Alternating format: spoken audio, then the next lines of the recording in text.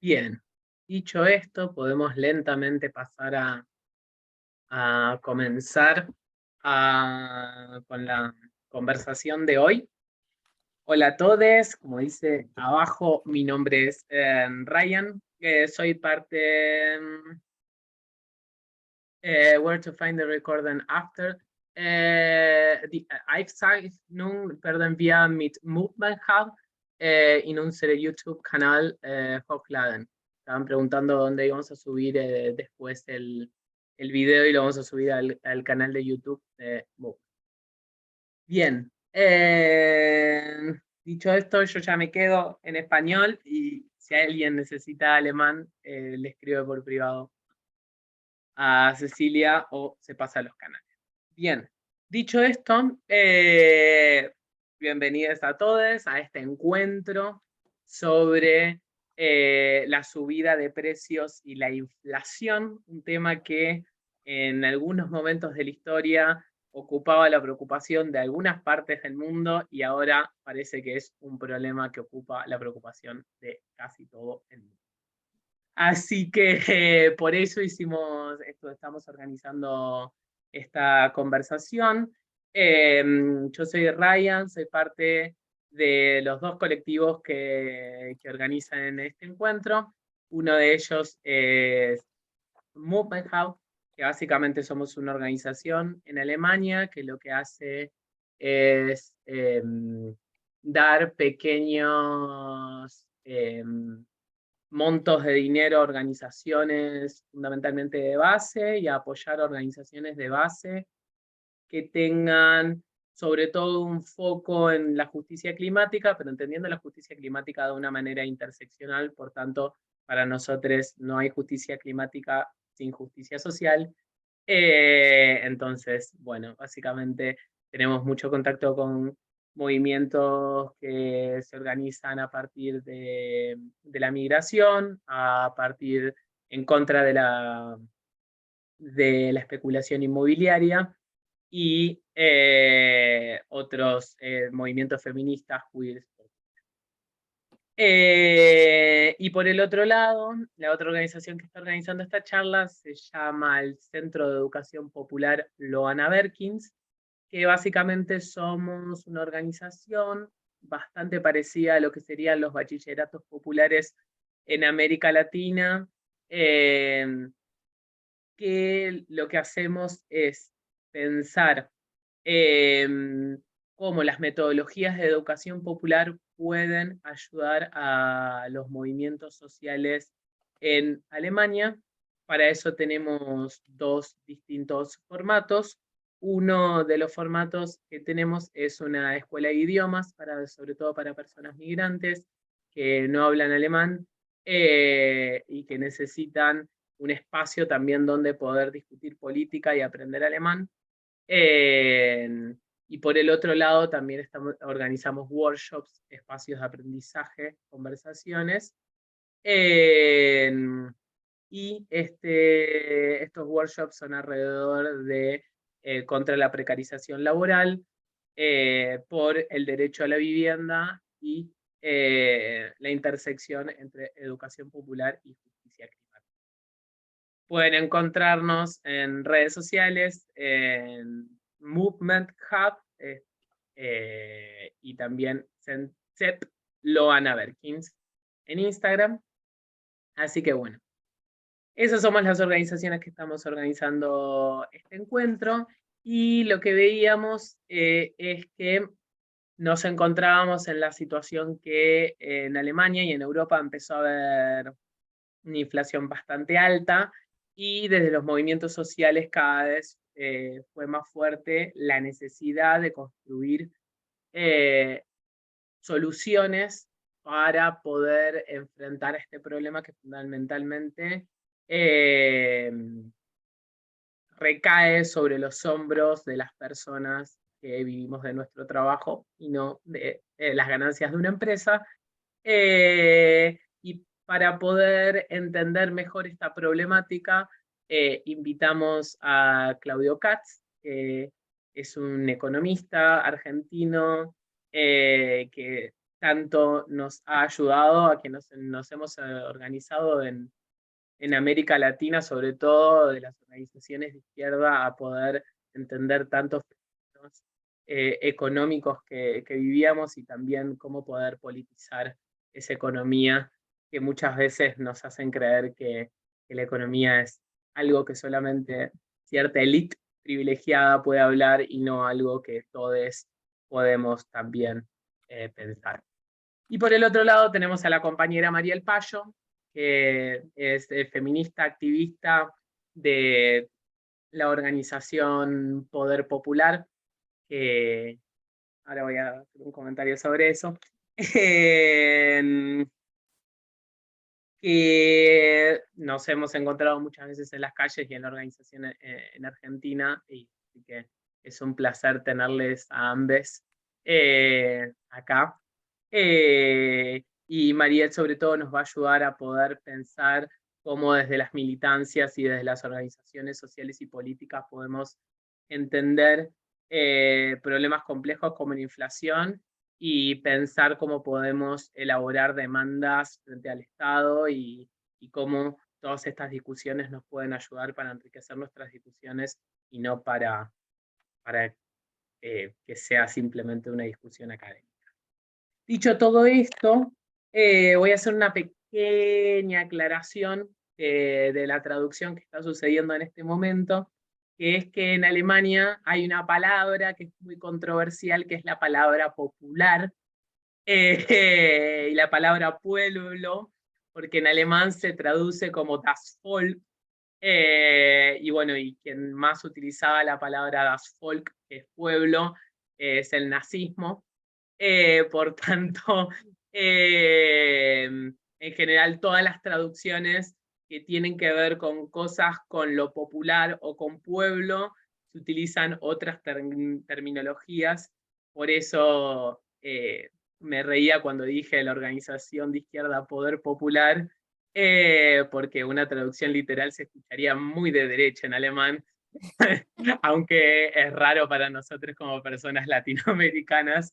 Y por eso también cuando hablamos del Centro de Educación Popular tampoco lo traducimos al alemán y lo dejamos Bildungszentrum für Educación Popular, porque nos parecía que estaba bueno pensarlo como un concepto en sí mismo. Y lo mismo para cuando se esté hablando de economía popular, la traducción que encontramos fue Solidarische Ökonomie, que es como economía solidaria. Sabemos que no está bien, del todo bien, que no sería lo mismo economía popular que economía solidaria, pero fue la traducción que encontramos y nos parecía bien abrir haciendo esta aclaración de que a veces hay cosas que no las traducimos tal cual y directamente, sino que hacemos una traducción más política a partir de experiencia, como militante. Dicho todo esto, yo ya hablé demasiado, así que voy a dar paso a que abra Claudio, hablando un poco y contándonos un poco sobre lo de qué es la inflación, por qué se produce y qué elementos podemos tener para entenderla. Les pedimos tanto a Claudio como a Mariel que hablen pausado y que de vez en cuando hagan una pausa para que las personas que están haciendo la traducción simultánea no la pasen tan mal. Dicho todo esto, ya me cayó la boca y le doy la palabra a Claudio. Bienvenido, muchas gracias por tenerte. Bueno, muy bien, muchas gracias.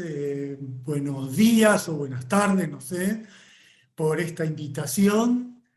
Seguramente tendremos un intercambio muy provechoso. Yo creo que la inflación es el nuevo padecimiento económico generado por el capitalismo del siglo XXI. Ya conocemos bien el incremento de la explotación que impone este sistema capitalista a través de las cadenas de valor. Ya conocemos bien la generalización del desempleo que provoca la relocalización internacional de las fábricas en países con mano de obra más barata. Ya vimos la explosión de desigualdad que impone el sistema capitalista y también cómo 5 empresas tecnológicas que controlan la revolución digital incrementan sus ganancias mediante la precarización laboral y el teletrabajo.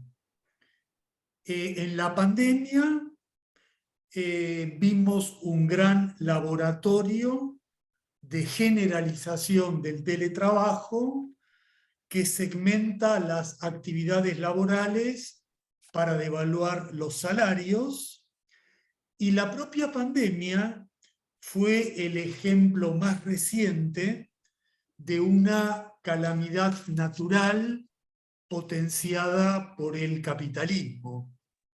La pandemia fue una Claudio, verdadera... perdón que te interrumpa. Sería bueno que cuando cierres una idea dejes 4 segundos al aire Ok, para una traducción. Perdón, ¿eh? ok, ok, ok. Gracias. Vale.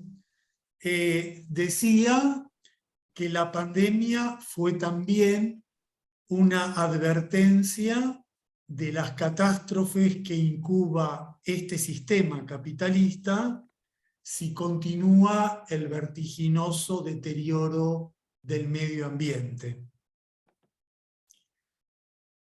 Y ahora, en lugar del esperado retorno a la normalidad, afrontamos las consecuencias de la guerra y de otra crisis económica con el nuevo dato de la inflación más alta de los últimos 30 años. La inflación actual de Estados Unidos y de Europa, del 8 o 9% anual, es una advertencia, es una adversidad desconocida en el mundo desarrollado desde los años 80. Algunos economistas la explican por el encarecimiento de la energía que produjo la guerra de Ucrania y las posteriores sanciones internacionales contra Rusia, lo que ha forzado un racionamiento del suministro de gas en Europa. En esta visión, se supone que Putin es el gran culpable de lo ocurrido, olvidando que la inflación es un proceso que antecedió a la intervención rusa en Ucrania. Estados Unidos sufre la misma inflación y no afronta ningún problema de abastecimiento de gas ruso. Otra explicación atribuye la inflación al encarecimiento de los alimentos porque tanto Ucrania como Rusia son grandes proveedores mundiales de granos.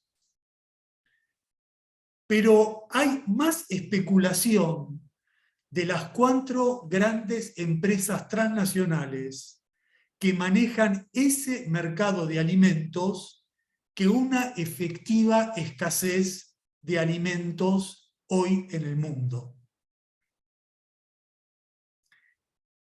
Hay una tercera explicación de la inflación que resalta la gran emisión monetaria y la gran colocación de deuda pública que realizaron los estados para contrarrestar el gran confinamiento que impuso la pandemia. Pero durante la crisis del 2008-2009 se verificó una intervención estatal semejante para rescatar a los bancos y no se generó en ese caso un efecto inflacionario como el actual. Finalmente, otros economistas remarcan la ruptura de la cadena internacional de suministros que originó la pandemia y la guerra, con graves efectos para la provisión de insumos en todos los países. Pero ese faltante de oferta de productos debería ser muy pasajero y no tan perdurable como se observa en la actualidad. Por lo tanto, si observamos esta variedad de interpretaciones, cabe concluir que no existe hasta ahora una explicación contundente y específica de la inflación actual en los países desarrollados. Parecería, en todo caso, que se verifica una combinación de los 4 procesos que mencioné: energía, alimentos, deuda pública y ruptura de la cadena internacional de suministros. Pero en cualquiera de estos determinantes específicos, no cabe duda que la inflación es un mecanismo de transferencia de ingresos de los sectores populares a los capitalistas. Es una forma indirecta de aumentar las ganancias a costa de los salarios de los trabajadores. Además, se está afianzando en todos los países una respuesta a la crisis inflacionaria con la receta ortodoxa del neoliberalismo basada en subir las tasas de interés.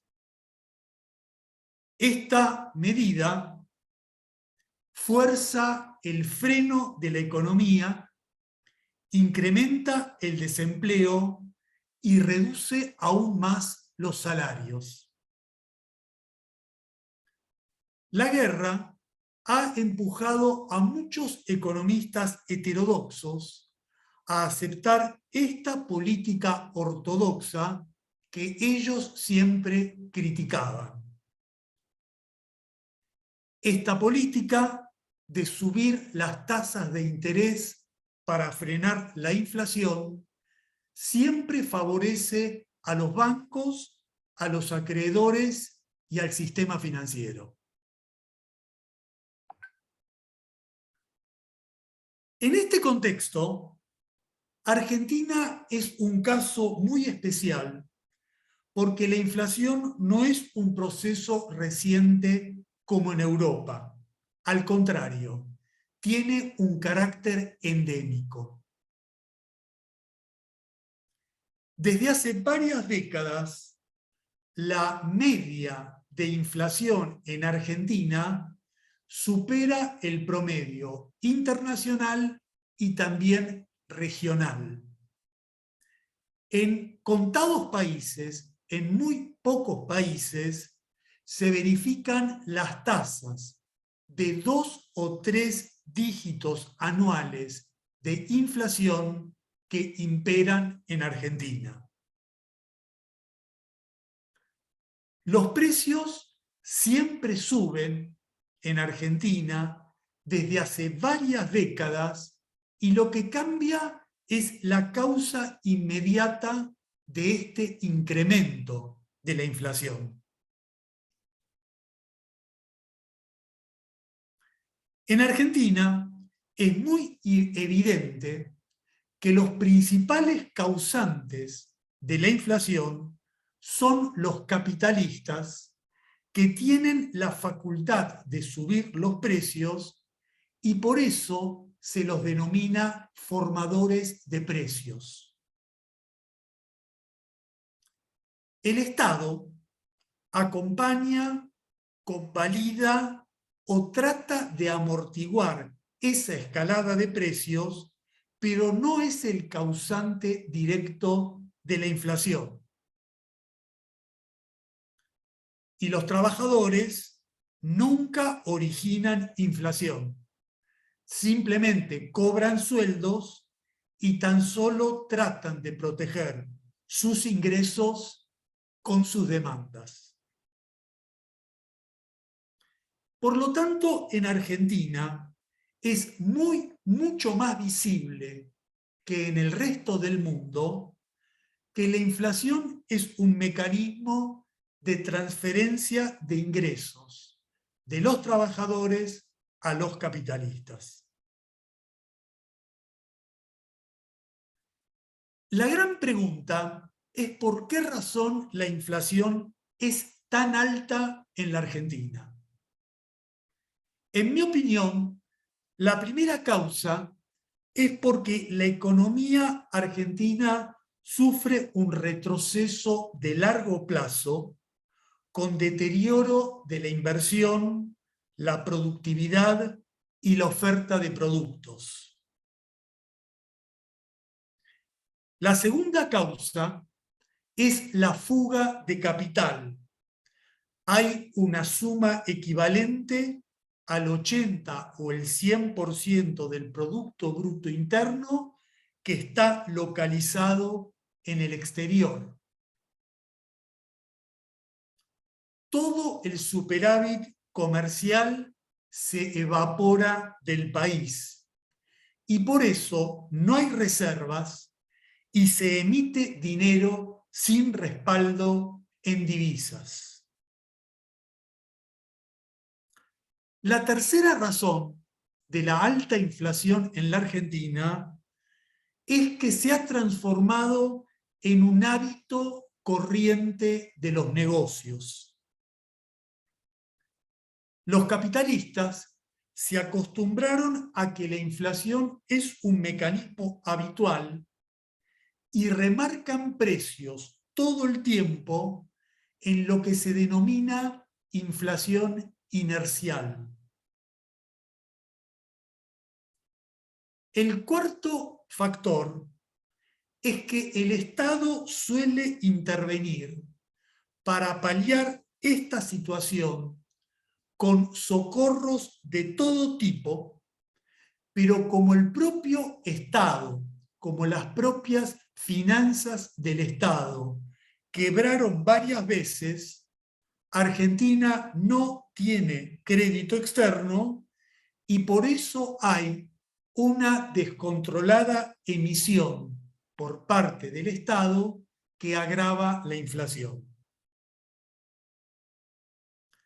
Por lo tanto, Argentina es un caso muy singular de inflación permanente con picos de hiperinflación. Un país que ha sufrido recientemente un proceso muy semejante es Venezuela. En la actualidad, atravesamos en Argentina un nuevo pico de altísima inflación. Se aproxima ya al 100% anual y ha determinado una enorme expansión de la pobreza, un derrumbe del salario y una caída general de las jubilaciones. En estos momentos, la inflación inercial está operando a pleno. Los grandes capitalistas aprovechan la inoperancia, la impotencia y la complicidad del gobierno.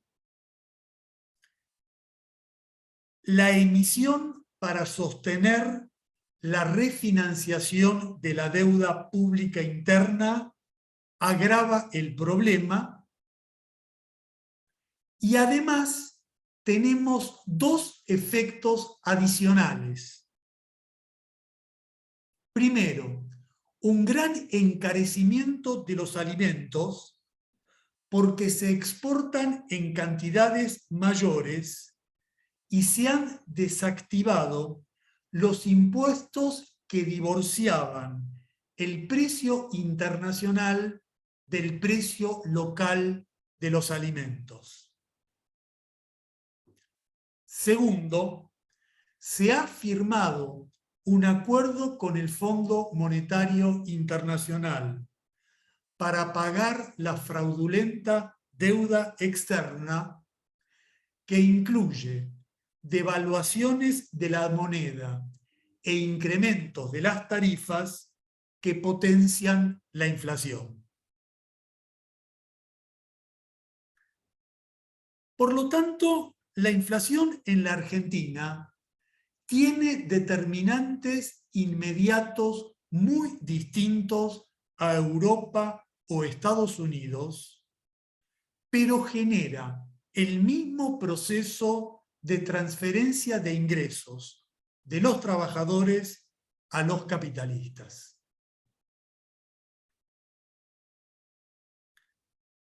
La gran pregunta en los movimientos sociales es cómo luchar contra la inflación.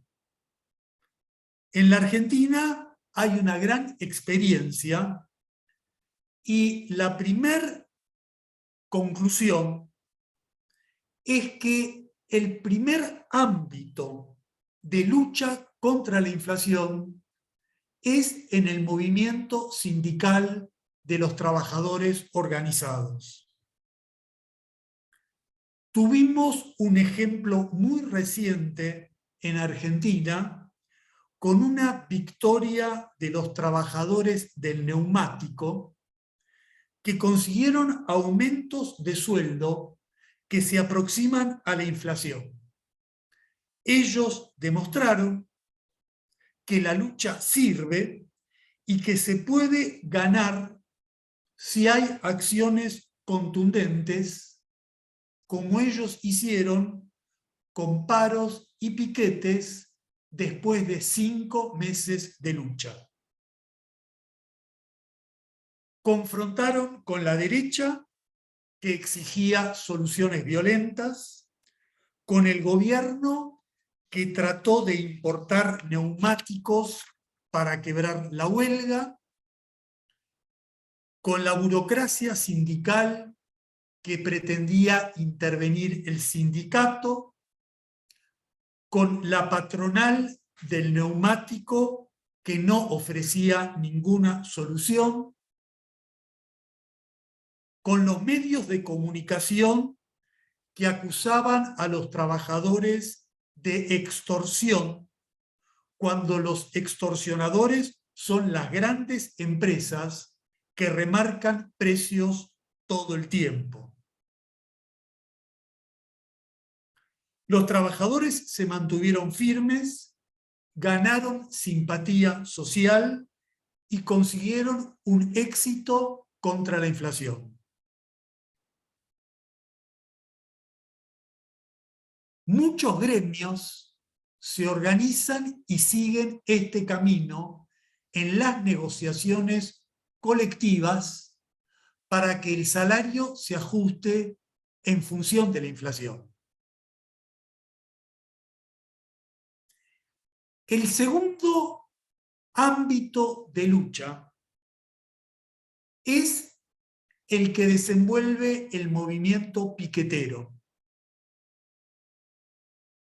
En Argentina, con 40% de pobres, gran parte de los desocupados y trabajadores informales se han organizado desde el año 2001 en un movimiento de resistencia que realiza cortes de calles, cortes de ruta y ahora campamentos en las avenidas y las plazas públicas. La derecha los descalifica porque solo acepta a los humildes como subordinados y nunca como parte del pueblo organizado. El movimiento piquetero lleva 20 años de formas de organización, han construido importantes movimientos sociales, han desarrollado una importante economía popular, pero siempre privilegiaron la lucha callejera.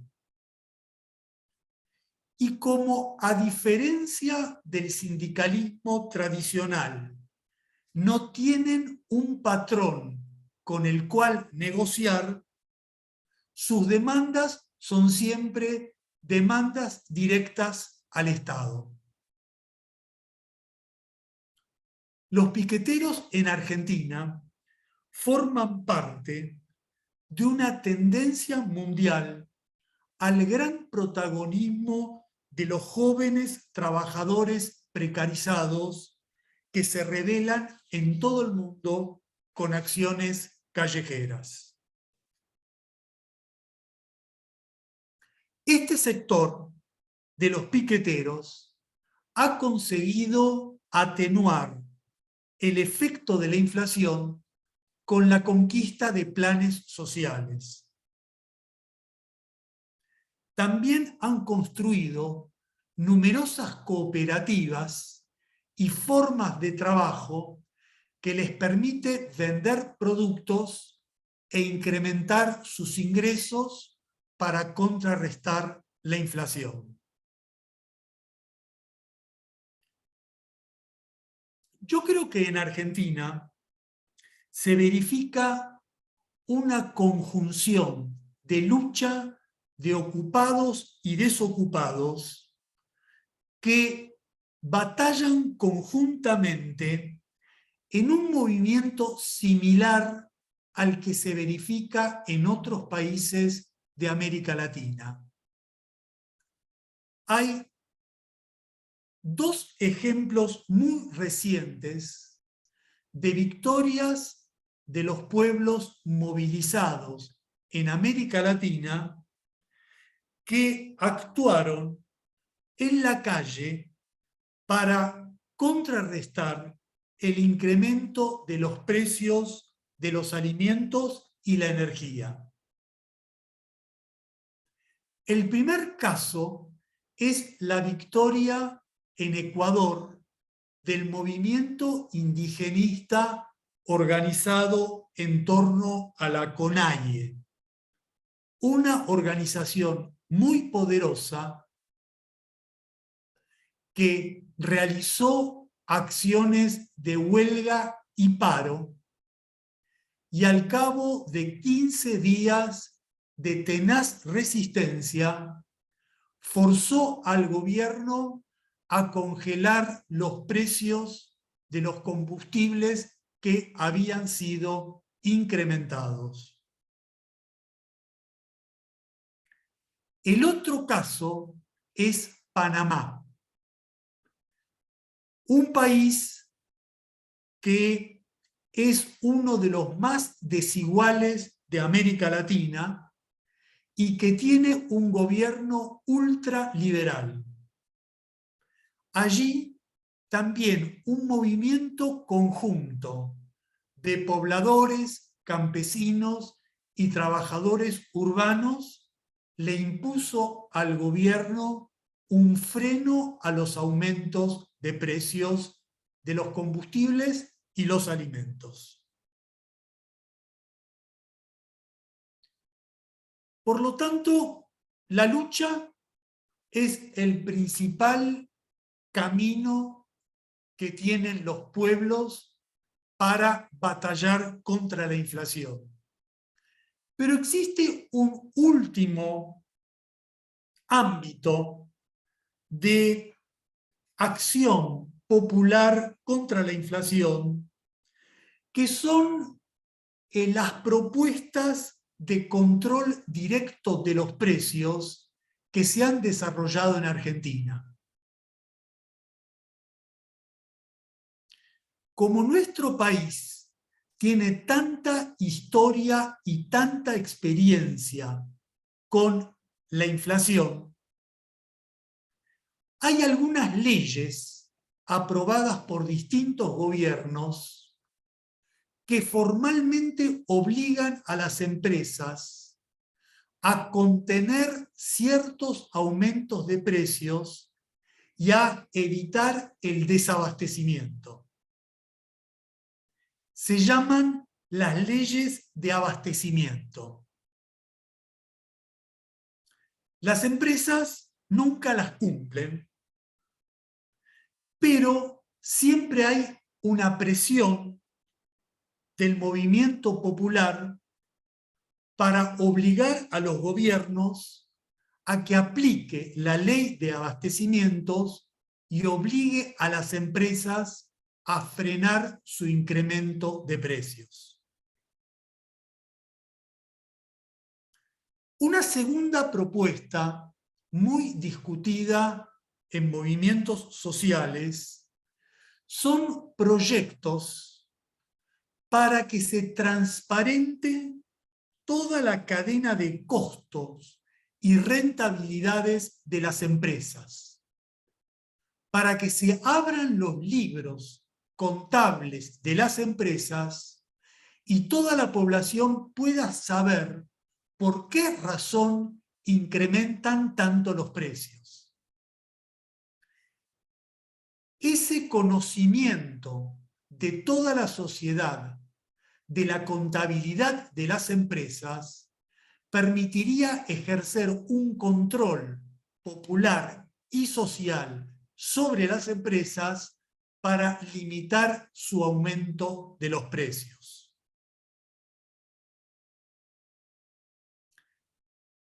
También hay iniciativas en varias organizaciones sociales que proponen la intervención directa de los movimientos populares en el control de los precios de las grandes cadenas de supermercados. Hay muchos mecanismos para efectivizar este control. Una propuesta reciente es generar una aplicación para que sea difundida en todos los celulares y que cada usuario conozca la variedad de precios y el precio que debería regir en cada uno de los productos que compra. Son distintos mecanismos que han elaborado organizaciones sociales para introducir formas de control popular y social de los precios. Pero la aplicación de estas medidas requiere una batalla ideológica y política contra el neoliberalismo. Los neoliberales dicen que los controles de precios nunca sirvieron en Argentina. Pero la realidad es que los controles de precios nunca se aplicaron en serio en la Argentina. Y lo que ha fracasado a lo largo del tiempo es el descontrol capitalista que potencia la inflación.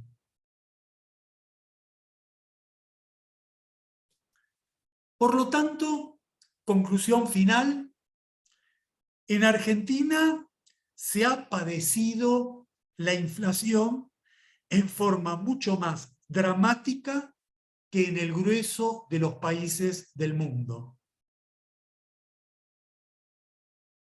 Y por esa razón, el movimiento popular acumula un acervo de experiencias de lucha contra este flagelo, y todo lo que hemos aprendido debemos empezar a compartirlo ahora con los movimientos sociales de otros países y de otros continentes. Así que espero que estas ideas y estas experiencias que les acabo de transmitir les resulten útiles, y aprovecho la ocasión para enviarles otro gran saludo y otra felicitación por la actividad que han organizado. Muchísimas gracias, Claudio. Estuvo realmente increíble. Y bueno, no quiero decir más y simplemente pasarle la palabra a Mariel. Tengo un montón de preguntas, comentarios, pero primero hablará Mariel y después vamos a abrir la palabra a todos. Bueno, hola. Qué difícil hablar después de Claudio, la verdad. Muchas gracias por la invitación a todos, a todas. Voy a intentar hablar despacio. Las personas que me conocen, y acá hay mucha gente que me conocen, sabe que eso me va a costar un montón, pero bueno, voy a hacer el esfuerzo de hablar despacio. Preparé un PowerPoint con la intención de que queden algunas ideas ahí registradas, algunos datos. Voy a intentar no detenerme demasiado en los datos. ¿Se ve ahí? ¿Sí? Correcto. Bien, Perfecto. bien, buenísimo. En principio, hay un par de cuestiones que me parecen importantes a tener en cuenta antes de discutir el problema de cómo los trabajadores formalizados, ocupados y sindicalizados y los y las trabajadores y trabajadoras de lo que en Argentina se conoce como economía popular o economía popular y solidaria luchan contra la inflación. Me parecía importante señalar algunos datos que tienen que ver con la situación de Argentina, no solo en los últimos 30 años, sino también de manera un poquito más estructural. Argentina combina una alta tasa de trabajo informal, que es de alrededor del 40% a partir de la implementación de las recetas neoliberales, fundamentalmente en los 90, pero desde antes de los 90 inclusive, y altas tasas... ¿sí? Mariel, perdón, la voz de la traducción un poquito más despacio, por fin. Más Y bien, acordate de vez en cuando hacer pausas.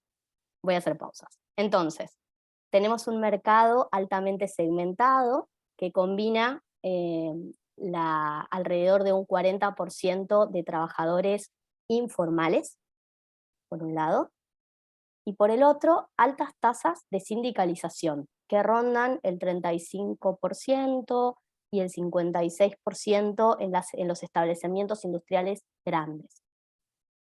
Esto es una diferencia con otros países de la región y del mundo. Pensemos, por ejemplo, ¿no?, que países como los Estados Unidos tienen una tasa de sindicalización del 6%, y acá tenemos un 50% más que eso en los establecimientos industriales grandes. Digo, para pensar un poquito a qué me refiero con este dato. Este sector de la economía popular, bueno, me voy a quedar en esta anterior primero. Este sector de la economía popular en los últimos 30 años se constituyó como un actor político con identidad, con construcción de demandas propias, capaz de diseñar y fundamentalmente administrar políticas sociales, programas sociales. Se trata de trabajadores que están por afuera de cualquier convenio, es decir, no tiene ámbito de negociación formalizado, no tiene patrones en la mayoría de los casos. Es un universo muy heterogéneo de trabajadores que más o menos está compuesto por 3 millones de personas. 3 millones de personas es bastante importante, que aglutina un conjunto de prácticas, colectivos, personas que producen, digamos, que tienen una forma de producción, de consumo y de distribución de bienes y servicios que está por afuera de la economía formalizada, por ejemplo, los trabajos autogestivos, cooperativas, y también trabajadoras no remuneradas del sector de domicilio, de, digamos, todo lo que tiene que ver con las tareas de reproducción, ¿no? Que generalmente feminizadas. Dentro de este sector se construyen fuertes redes territoriales y hay un alto nivel de movilización. Ahora enseguida voy a pasar un poco a hablar sobre esto. Pero también tenemos un modelo sindical en Argentina que está digamos, que es un modelo sindical centralizado, que tiene una sola central reconocida por el Estado. Esto es relativo porque la otra central sindical, que es la CTA, ¿no? La Central de Trabajadores Argentina, es una central que tiene también capacidad de negociación y que participa de muchas de las instancias de diálogo social. Sin embargo, el modelo de sindicato único por rama es muy importante para entender la figura de las paritarias, que es este sistema de negociación que puede ser por rama o puede ser por empresa, y que discute anualmente el valor de la fuerza de trabajo mensualizada y jornalizada, y que se combina con el Consejo del Salario Mínimo Vital y Móvil, que es un órgano tripartito en el que participan representantes del Estado, de las centrales sindicales y entidades empresarias, y que discute y fija un salario mínimo. Está mejor, pero necesitamos aún un poquito más de espacio. Bien. Perfecto. Retomo entonces, ¿sí? En relación con este mercado de trabajo segmentado, compuesto por una parte de trabajadores sindicalizados con una elevada tasa de sindicalización y una parte de nuestro mercado de trabajo que compone lo que llamamos economía popular. Dentro de este espacio llamado economía popular, digamos, o que vamos a llamar economía popular, encontramos un universo muy importante de movimientos sociales que fundamentalmente, a partir del 2001, se van a constituir como un actor político con gran nivel de movilización. Desde 2019, algunos de estos movimientos sociales participan en el gobierno del Frente de Todos, pero otros, sin haberse incorporado al gobierno, mantienen altísimos niveles de movilización, de acción directa y de lucha callejera. Esto ya fue mencionado por Claudio recién, ¿sí? Hay dos datos paradójicos en la escena actual. Acá están, bueno, lo vamos a tener divididos, ¿no? El primero de ellos es que nos enfrentamos a una crisis económica que no se traduce en crisis política. Esta no es una idea mía, es una idea de Adrián Piva, compañero también de Poder Popular, que escribió una nota en revista Jacobin en donde expone ampliamente esta idea. En números, podríamos decir que esto que estoy diciendo tiene que ver con, por ejemplo, la existencia de una tasa muy baja de desocupación, que es del 6,9% para este trimestre, y que si la comparamos con el mismo trimestre del año pasado, es una tasa del 9,6%. O sea, estamos hablando de que hay muchísimos trabajadores ocupados.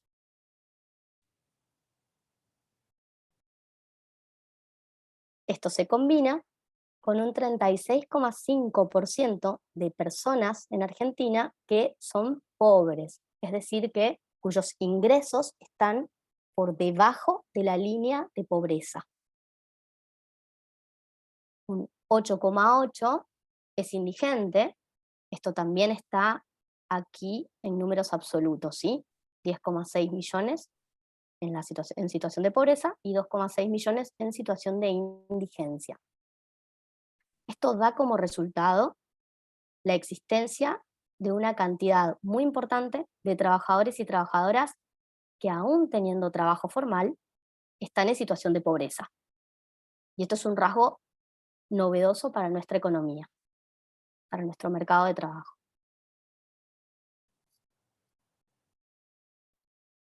Aquí también puse un dato que me parece no menor, que es la cantidad de personas que, según el RENATEP, que es el Registro Nacional de Trabajadores y Trabajadoras de la Economía Popular, componen el universo de lo que se conoce como economía popular, que es, es de 3,2 millones de personas, dentro de las cuales casi el 60% son mujeres. Este dato no es menor porque las mujeres, tanto en los territorios como en la lucha callejera, son un actor fundamental. Podríamos decir, son actrices fundamentales de la resistencia.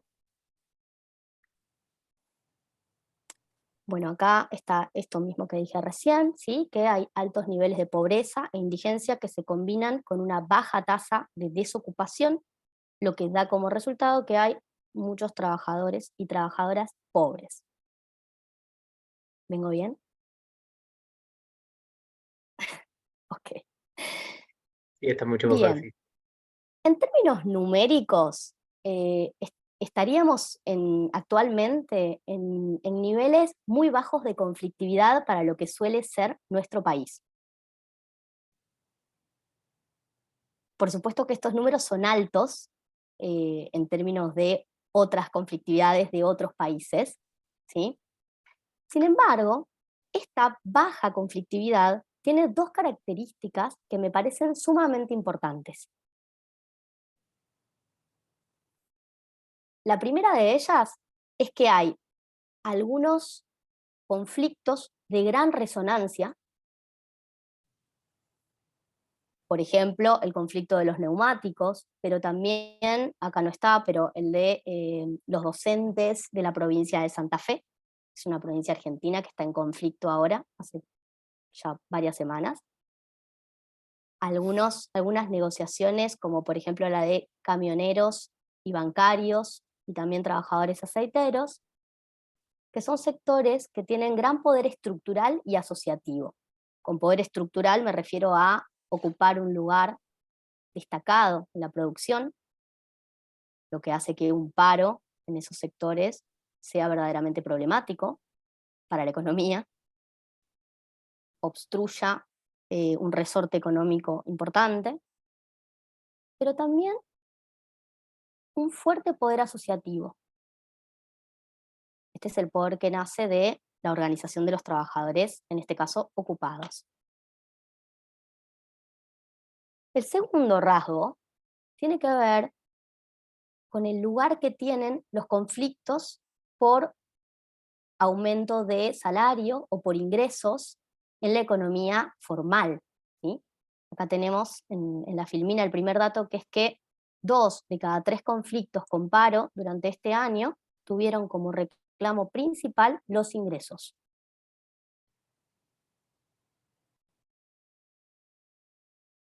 Y aquí hay un dato que no es menor, que son las internas que se están reflejando dentro de las centrales sindicales argentinas, que expresan distintos proyectos políticos.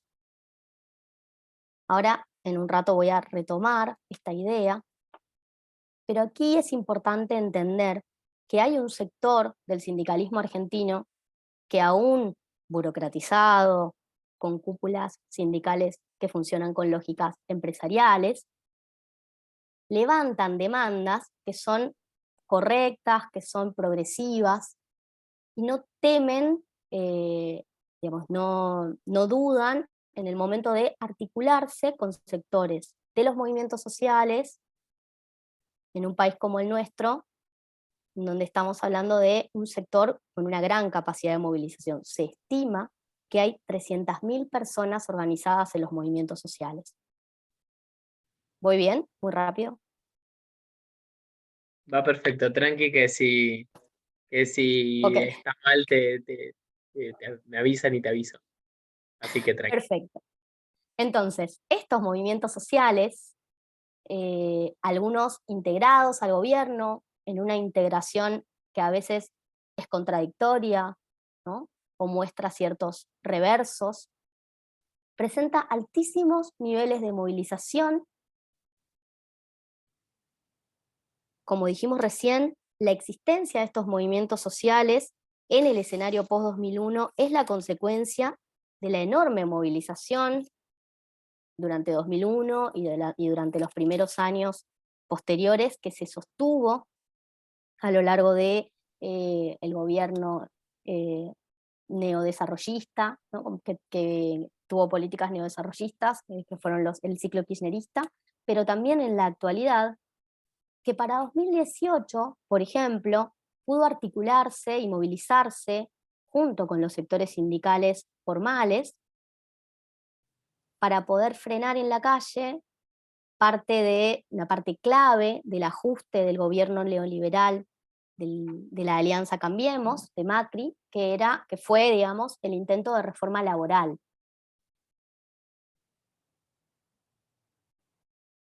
Actualmente, estos movimientos sociales, como decía recién Claudio también, se enfrentan al desafío de la derechización mediática y de un sector muy importante de las clases medias, pero han sabido construir una red territorial lo suficientemente fuerte como para sostener altos niveles de movilización y trabajos en barrios populares, articularse con el movimiento de trabajadores ocupados, articularse con colectivos feministas, ¿no? Y con otros sujetos como los estudiantes secundarios, que en los últimos tiempos, acá por lo menos en la capital federal, han sabido, digamos, condimentar las movilizaciones con sus aportes. Y aquí aparece, digamos, también el debate sobre si es posible y si es deseable que las organizaciones populares participen en procesos de control de precios. Esto es importante porque en realidad ya a partir de, en los últimos años, pero el año pasado fuertemente, en el contexto preelectoral, se discutió sobre la posibilidad de armar comités que controlen precios en comercios de cercanía, y muchos trabajadores y trabajadoras de la economía popular rechazaron esta propuesta por considerar que quedaban expuestos frente a los comercios de sus barrios, ¿no? Que de repente tenían que ser la cara frente a empleados o comerciantes. Sin embargo, no rechazaron aún aquellos que forman parte del gobierno del Frente de Todos hacer, por ejemplo, escraches a las grandes formadoras de precios, a los grandes comercializadores. Lo cierto es que esta discusión sigue abierta y es o se da en paralelo al proyecto del salario universal, que es un proyecto también de un sector de trabajadores de movimientos sociales, algunos de los cuales están adentro del Frente de Todos. Pero bueno, en términos generales, entonces, intentando recapitular, tenemos una doble vertiente en, digamos, en lo que implica la movilización social y política en Argentina, una vertiente de sindical, digamos, de trabajadores y trabajadoras formales, que si bien viene de perder, digamos, en términos salariales contra la inflación, acá hay que decirlo, los niveles de inflación por momentos, este año particularmente, son muy altos, entonces hay muchas negociaciones salariales que han quedado por atrás de la inflación, pero el faro, por ejemplo, de los trabajadores del SUTNA, nos deja muchas enseñanzas. Una de ellas es, como decía recién Claudio, que luchando se puede conseguir un acuerdo salarial que esté por arriba de los índices inflacionarios, y también que esa lucha no puede desconocer a otros actores, como son en Argentina los movimientos sociales, a la hora de articular una lucha, pensando sobre todo en que nos enfrentamos a grandes cambios en términos económicos.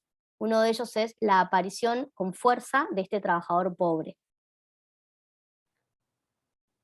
que si bien por un lado implica, digamos, o demuestra una fuerte capacidad de movilización, no se puede dejar de lado la movilización, digamos, el peso que tiene la movilización de los sectores ocupados. Si lo pensamos en términos numéricos, los trabajadores del neumático son 5.000 personas y los trabajadores de los movimientos sociales son 300.000. No se trata de que un sector sea más importante que el otro en términos de peso, pero sí que no se puede tener una estrategia que deje afuera a uno de estos sectores. Digamos. Ambos sectores son muy importantes. La construcción de esa capacidad de movilización es territorial. La construcción de esa capacidad de movilización tiene que ver con la construcción de redes, la formación política de estos movimientos sociales. Es una formación que ya tiene 20 años, ¿verdad? O sea, es una tradición de lucha que arrastra muchísimas experiencias previas y que, bueno, en todo caso, ahora si quieren, en el momento de las preguntas podemos volver. Aparecen algunas preguntas, algunos debates, algunas propuestas para pensar qué puede suceder a futuro con la lucha contra la inflación. Algunas de ellas ya las mencionó Claudio, pero las voy a repasar también para que luego demos apertura a las discusiones.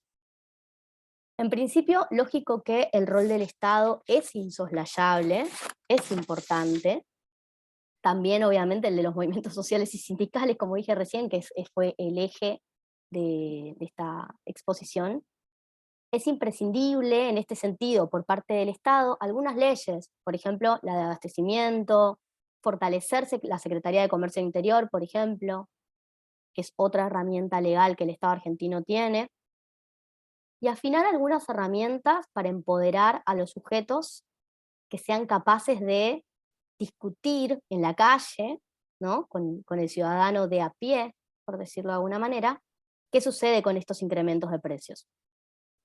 Al interior de estos movimientos sociales aparece la discusión sobre si habilitar a las organizaciones populares a participar de los controles de precios. Hasta ahora no viene siendo una solicitud expresa de los movimientos sociales, pero sí de algunos municipios, ¿sí? Por ejemplo, de algunos intendentes. Esto también es algo polémico, que tiene que ver con la relación que se establece con algunos gobiernos locales. Los debates sobre la propuesta de un salario universal para los trabajadores de la economía popular también me parecen muy importantes y tienen que ver con la capacidad de discusión que este sector tiene. Por otro lado, algo que me parece muy importante es cómo esta lucha de los trabajadores del neumático, de los neumáticos, pusieron sobre la mesa las enormes ganancias empresarias que tienen estos sectores, ¿sí? Que eso es algo que venía siendo poco resaltado en otros conflictos. En general se discute salario con la patronal, o se discute salario con el Estado, o se peticiona por el aumento de la retribución de los planes sociales, por ejemplo, para el caso de los trabajadores informales, pero casi nunca se discute cuál es el margen de ganancia de estas empresas.